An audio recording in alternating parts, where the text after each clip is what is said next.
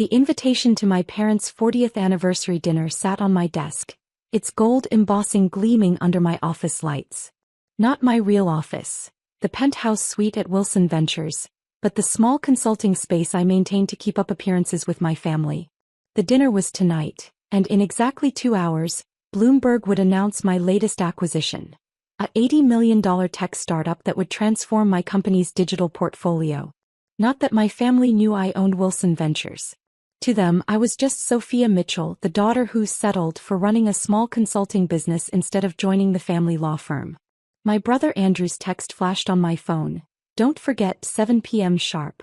Try to look successful for once. Dad invited the senior partners.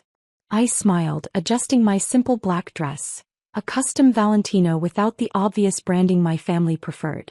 They had no idea that while they were building their prestigious law practice, I'd quietly built a venture capital empire worth over $500 million. The Mitchell family events were always exercises in status display, held at the most exclusive venues in Boston.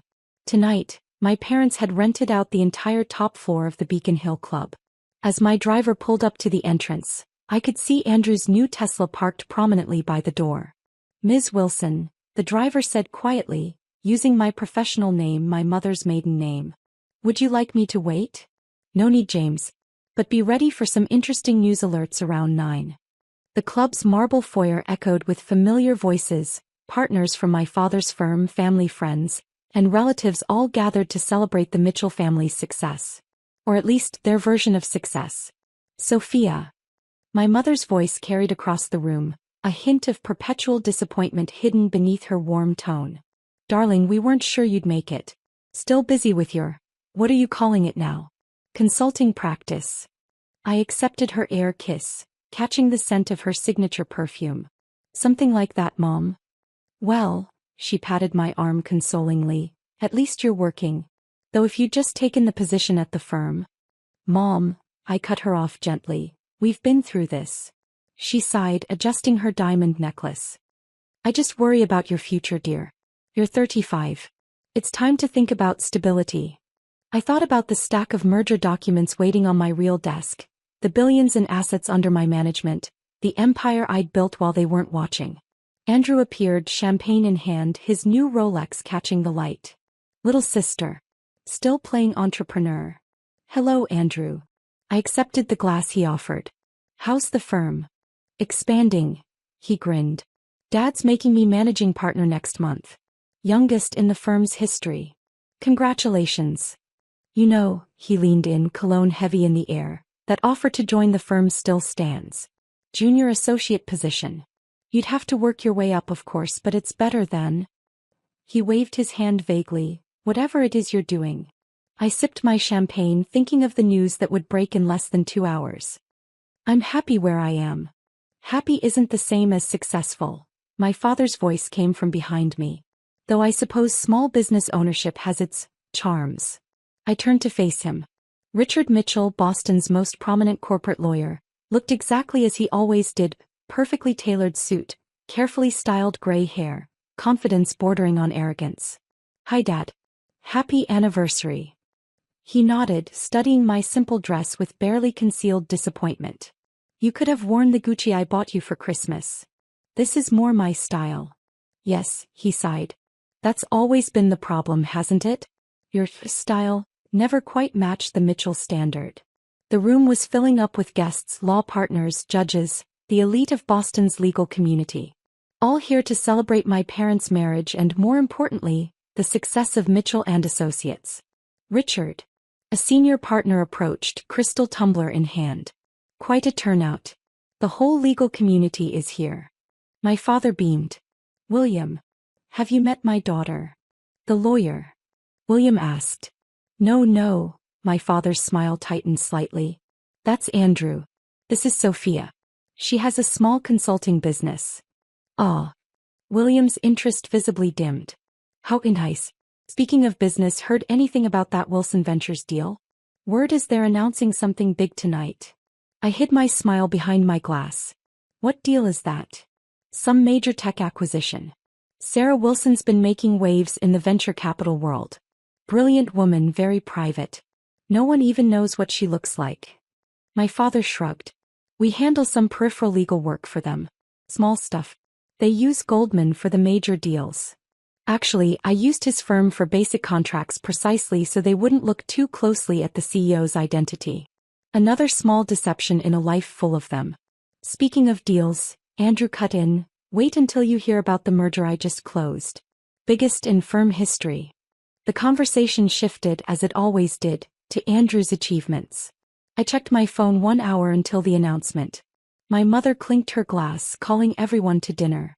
The Mitchell anniversary dinners were always elaborate affairs, but this year they'd outdone themselves. Crystal chandeliers, string quartet, tables groaning with expensive wines and gourmet food. Before we begin, my father stood, raising his glass. I want to thank everyone for coming tonight. 40 years ago, I married the love of my life, and together we built not just a family but a legacy. Applause rippled through the room. My mother beamed. And that legacy continues, he went on. Our son Andrew, soon to be the youngest managing partner in firm history. Following in my footsteps, building on the Mitchell name. More applause. Andrew stood, basking in the attention. And of course, my father's voice softened slightly, our daughter Sophia, who chose a different path. The silence that followed was heavy with unspoken disappointment. A small business owner, he continued, trying to sound proud and failing. Which is admirable in its own way. I checked my phone again. 45 minutes. Really, Sophia, my mother whispered from beside me, you could at least pretend to be interested in your father's speech. Oh, I am, I assured her. I'm just waiting for something. Another client for your little consulting firm? Andrew smirked. Something like that. The dinner proceeded as these events always did. Partners discussed cases, judges shared war stories, everyone celebrated the mighty Mitchell legacy. I sat quietly watching the time tick down. You know, Andrew said loudly enough for nearby tables to hear, the firm's junior associate salary is probably triple what you make in a year, Sophia. Just saying. Probably, I agreed mildly. I just hate seeing you waste your potential, he continued. You could be part of something big, not just consulting. I checked my phone one last time. 5 minutes. Actually, I said quietly, I am part of something big. Very big. Your 3-person office in Cambridge? He laughed. That's not exactly Mitchell and Associates. No, I agreed. It's much, much bigger. My father overheard us. Sophia, please. Not everyone can handle the pressure of real business. There's no shame in staying small. I stood up slowly, smoothing my dress. Would you all excuse me for a moment? I need to make a call. Now, my mother frowned. During your father's anniversary dinner? Trust me, I smiled. You'll want me to take this call. As I walked toward the door, I heard Andrew's voice, just a small business owner trying to play with the big kids. I paused, turning back. You might want to turn on CNBC, brother dear. Something interesting is about to happen. The confusion on his face was just the beginning. The real show was about to start. I stood in the club's elegant hallway watching the seconds tick down on my phone. Right on schedule, breaking news alerts started flooding in. Wilson Ventures acquires TechFusion for $80 million. Sarah Wilson's latest acquisition shakes tech industry. Venture capital queen strikes again. Wilson Ventures expands digital portfolio. Inside the dining room, I heard the first gasp. Someone had CNBC running on their phone. Breaking news. The anchor's voice carried through the open door. In a stunning move, venture capital powerhouse Wilson Ventures has acquired artificial intelligence startup TechFusion for $80 million. Sarah Wilson, the mysterious CEO who's built a $500 million empire, continues to reshape the tech investment landscape. I walked back into the room just as Andrew choked on his wine. My father stood frozen, his anniversary speech forgotten. On 3 different phones, my face appeared on the screen, a professional headshot released with the announcement, captioned Sarah Wilson, CEO of Wilson Ventures. Sophia. My mother's voice was barely a whisper. What is this? I took my seat calmly, picking up my wine glass. This? Just another day at my small business. The room erupted in chaos. Law partners who'd dismissed me moments ago suddenly couldn't take their eyes off me. Judges who'd barely acknowledged my existence were now leaning forward, hanging on every movement. You're Sarah Wilson? William, the senior partner, stammered. But that's impossible. Wilson Ventures is worth $500 million, I finished for him. Give or take a few million. Mother's maiden name, by the way. Though none of you ever paid attention to that side of the family. Andrew's face had gone from red to white. All this time, while we thought you were just running a small consulting firm? I smiled. Yes, that was the point. Though if you'd ever actually visited my little office in Cambridge, you might have noticed it was just a front. My father found his voice. Why didn't you tell us? I looked at him steadily. Would you have believed me? When have you ever believed I could succeed at anything bigger than small business ownership? But he glanced at his phone where the news was still breaking. You're one of the most successful venture capitalists in the country. Yes, I agreed. And I did it without the Mitchell name. Without your connections. Without your approval. My mother's hand shook as she reached for her water glass. Darling, if we'd known. You'd have what? I asked quietly. Treated me differently? Respected me? Seen me as something more than the disappointment who wouldn't join the family firm. The string quartet had stopped playing. Every eye in the room was on our table. My father's carefully orchestrated anniversary dinner had become something else entirely. The firm, Andrew said suddenly. All those small contracts Wilson Ventures sends us. Were a convenience, I finished. A way to keep you just close enough not to look too closely. Though I must say your billing rates are rather high for basic contract work. William leaned forward. Sarah, I mean Sophia, we should discuss moving your major deals to Mitchell and Associates. Now that we know. No, I cut him off. I don't mix family with business. That was made very clear to me when I turned down the junior associate position. My father winced at the reminder. Sophia, surely we can. What? I raised an eyebrow. Start over? Pretend you didn't spend years dismissing everything I built? That an hour ago you weren't apologizing to your guests for my different path? The news alerts kept coming. My phone buzzed constantly with messages from journalists, investors, and suddenly interested family members.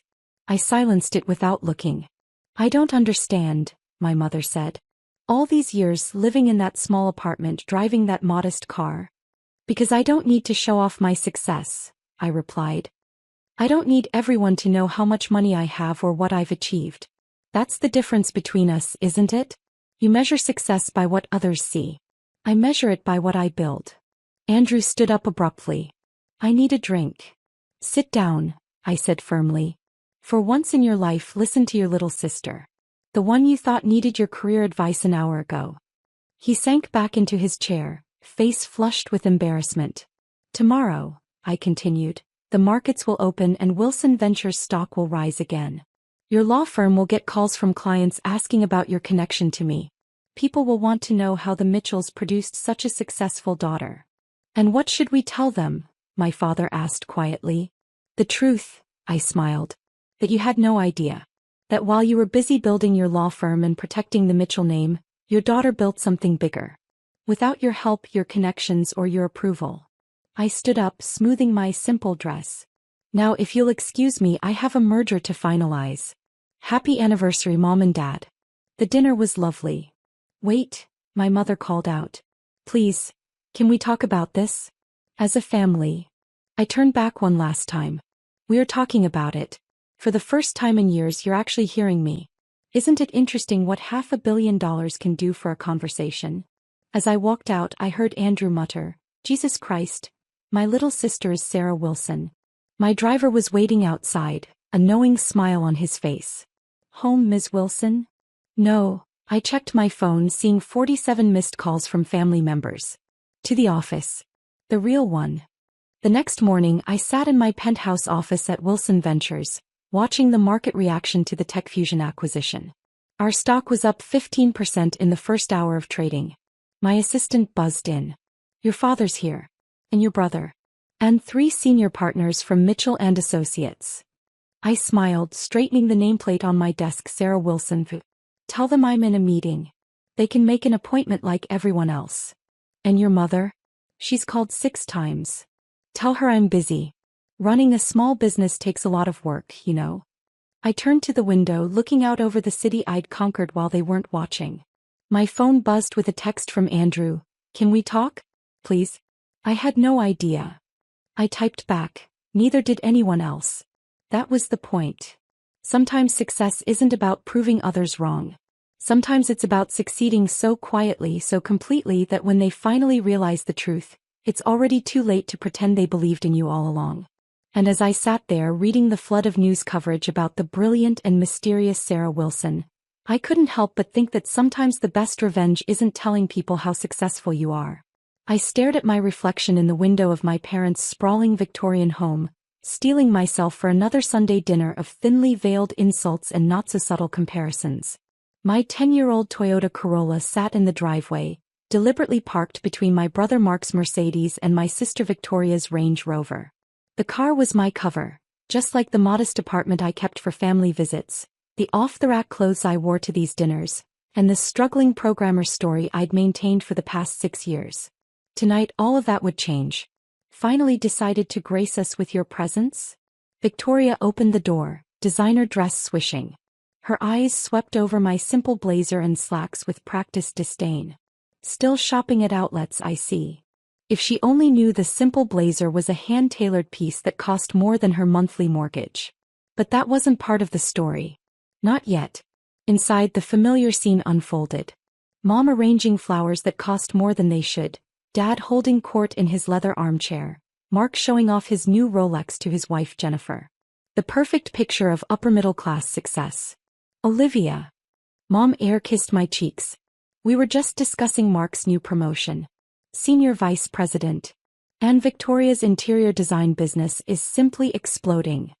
"That's wonderful," I said, taking my usual seat, the one with the wobbly leg they never fixed. "Congratulations, Mark." He puffed up like a peacock. "Well, some of us know how to climb the corporate ladder. Not everyone can be content with. What is it you do again?" "Coding in some startup." I hid my smile behind a sip of water. Some startup had just signed the final paperwork an hour ago. In exactly 47 minutes the news would break. "Speaking of careers," Dad interjected, "Peterson's firm is still looking for IT support staff. Not much, but better than freelancing. Maybe you could finally afford a decent car." The TV hummed quietly in the background. NBC, Dad's favorite channel for tracking his modest investment portfolio. The same channel that would soon. "I'm happy with my car," I said mildly. "It gets me where I need to go." Victoria snorted. "Yeah, to your shared workspace and rented studio apartment. Honestly, Olivia, when are you going to grow up and get a real job?" "Not everyone can have Daddy finance their business ventures," Jennifer added, adjusting her tennis bracelet, a gift from Mark, no doubt. Mom emerged from the kitchen with the roast, her Sunday dinner specialty. Now let's not criticize. Olivia is finding her way." "At 32? Mark laughed. "Come on, Mom. Some people just aren't meant for success." I checked my watch. 39 minutes. "Well, I did have some news." I started. "Please don't say you're still working on that app thing," Dad interrupted. "How much money have you sunk into that pipe dream?" The app thing was NextGen Solutions, the company I'd built from my dorm room coding project into a revolutionary AI platform. The company that had just...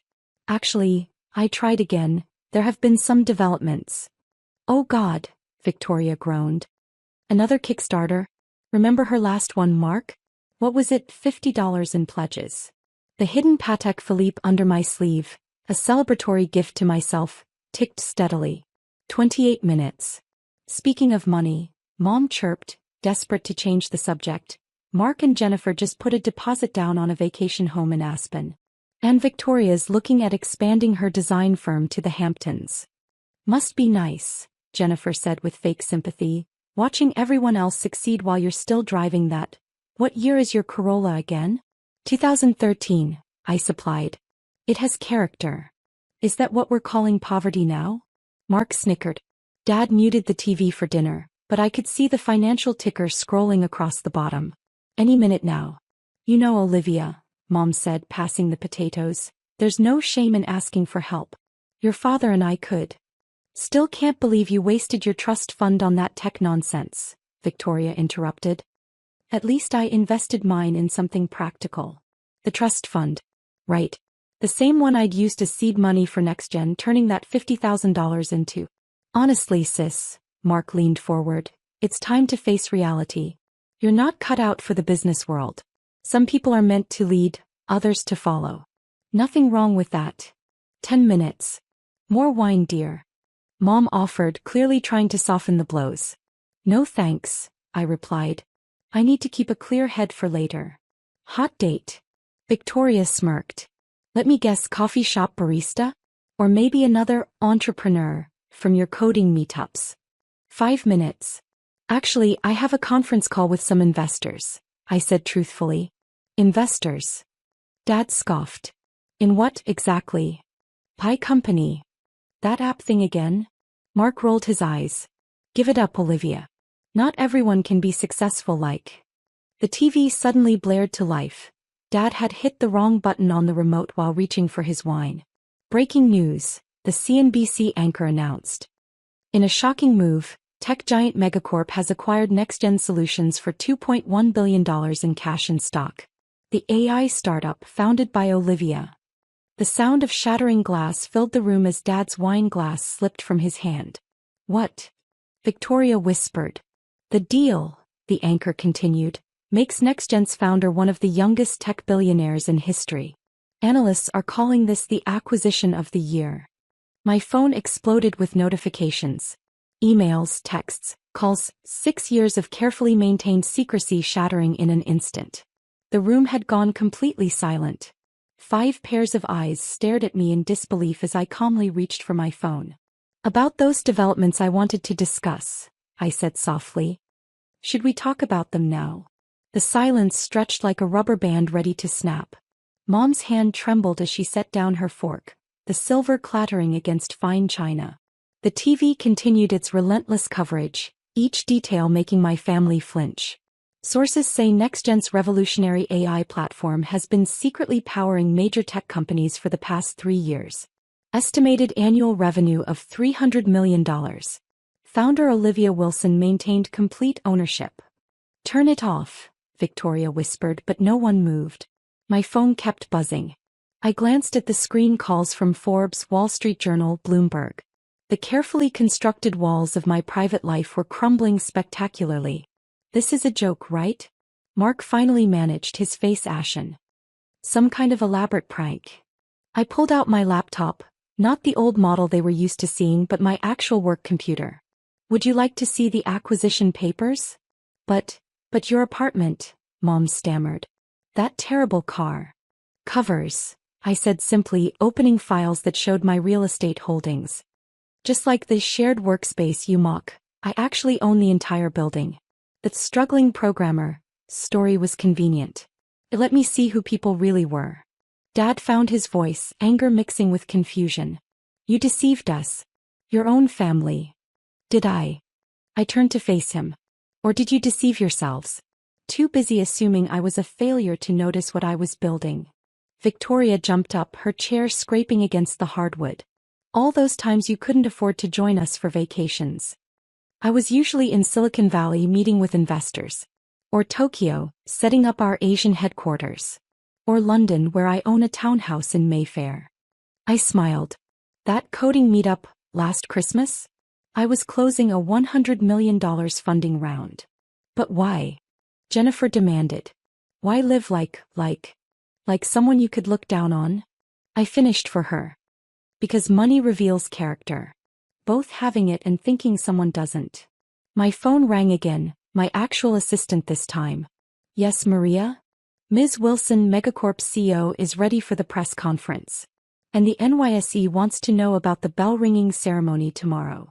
Schedule it, I replied. And have the car brought around. The real one. The Bentley or the Aston Martin?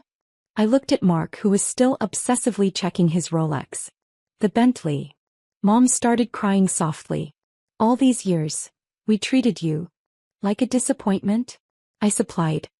Cautionary tale. The family failure. Dad stood up, straightening his shoulders. Now see here, young lady. Just because you've come into some money doesn't mean. Some money. I pulled up my real portfolio on my laptop. Would you like to see the numbers, Dad? The properties, the investments, the offshore accounts. Should we compare net worth? He fell back into his chair. Through the dining room window, I could see my driver pulling up in the Bentley, a far cry from the Toyota parked next to it. 6 years, I continued, closing my laptop. 6 years of watching you finance Victoria's failed business ventures while mocking my pipe dreams. 6 years of enduring Mark's condescending career advice while I was building a billion-dollar company. 6 years of Mom's pitying looks and Dad's disappointed lectures. We were trying to help, Mom protested weakly. No, you were trying to force me into your definition of success. Designer clothes, luxury cars, country club memberships, all funded by Dad's money or corporate jobs. Victoria wiped her mascara-streaked cheeks. So this was all some sort of revenge? Making us look foolish? No, I said softly. This was a lesson. About judgment, about assumptions, and about what really matters in life. My phone buzzed again, Maria reminding me about the press conference. Now if you'll excuse me, I stood up, smoothing my simple blazer. I have a company to take public. Wait, Mark called as I reached the door. All those times you asked for investment advice. I was studying you, I confirmed.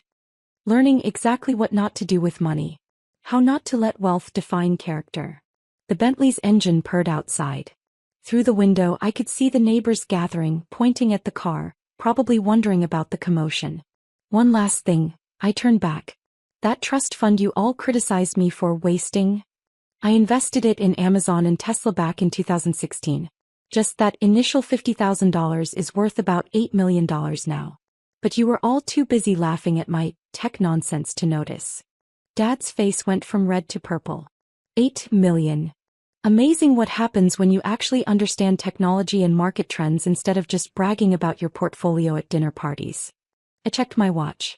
The press conference starts in an hour. Would you like to watch it here, or should I have Maria send you the highlights? The next morning I stood in front of the New York Stock Exchange surrounded by cameras and reporters. The simple blazer was gone, replaced by a Chanel suit that cost more than Victoria's monthly sales. My family watched from the crowd, Mom still shell-shocked, Dad attempting to look proud as if he'd supported me all along, Mark studying my every move like he was trying to decode a puzzle, and Victoria looked like her entire worldview had shattered. Ms. Wilson, a reporter called out, how does it feel to be the youngest female tech billionaire? I smiled, thinking of all the family dinners where they'd question my worth. Success isn't about age or gender. It's about vision and perseverance. Your family must be very proud, another suggested. I caught Dad trying to edge closer to the cameras.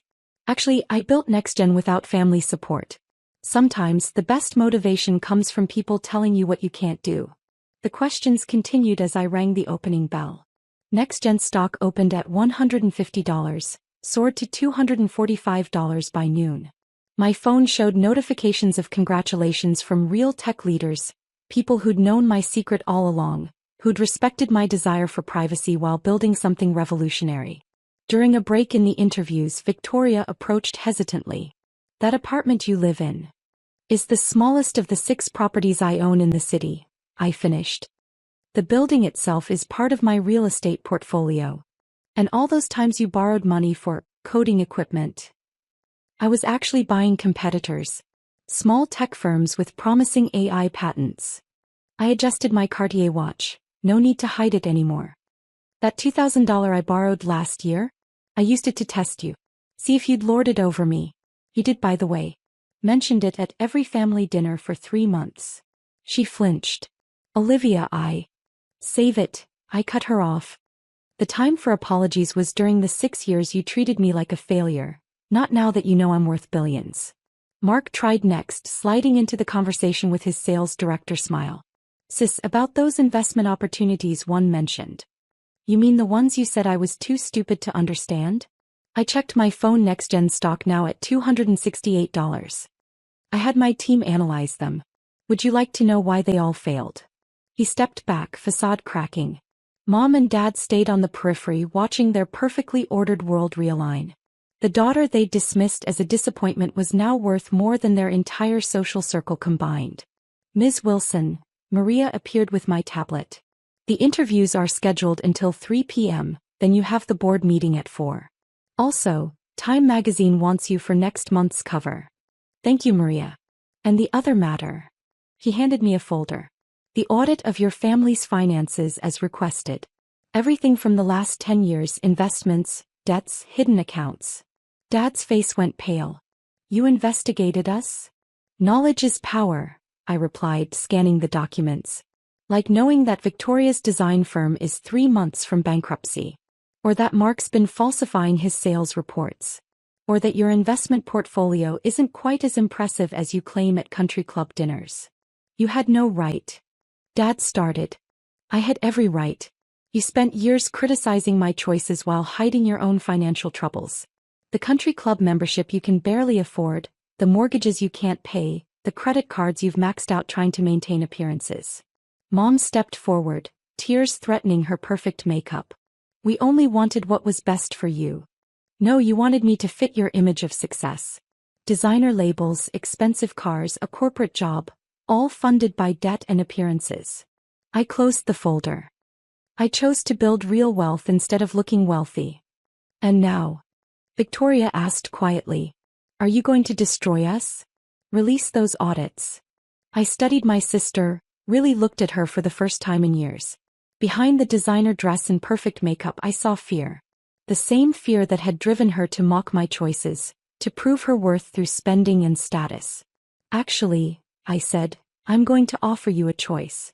Maria handed me another folder. Option 1.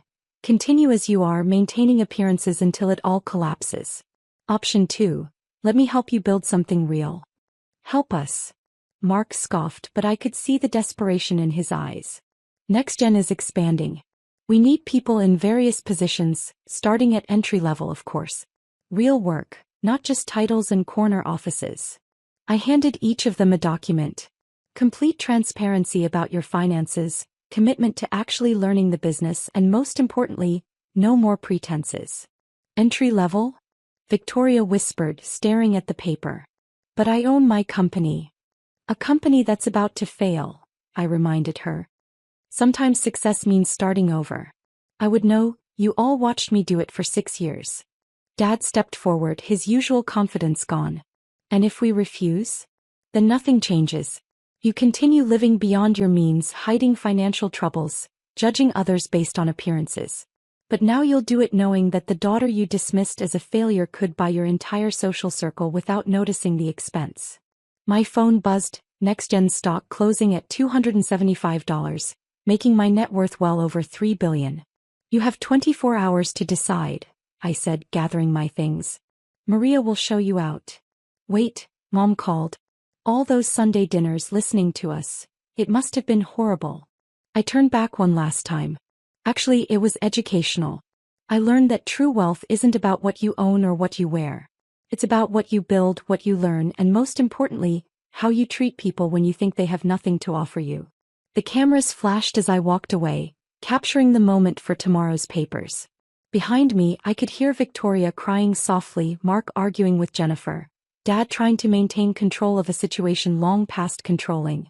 But I didn't look back. 6 years of hiding my success had taught me everything I needed to know about them. Now it was their turn to learn about real value, real work, and the true cost of judging someone by their cover. My Bentley waited at the curb, but I walked past it to my old Toyota. One last lesson for my family. True confidence doesn't need to be displayed. As I drove away, Maria sent me their responses. All 4 had signed the agreements. Tomorrow they'd start at the bottom of my company, learning what I'd known all along. Success isn't about looking rich, it's about building something meaningful. And sometimes the best revenge isn't showing off your wealth. It's making others earn their own.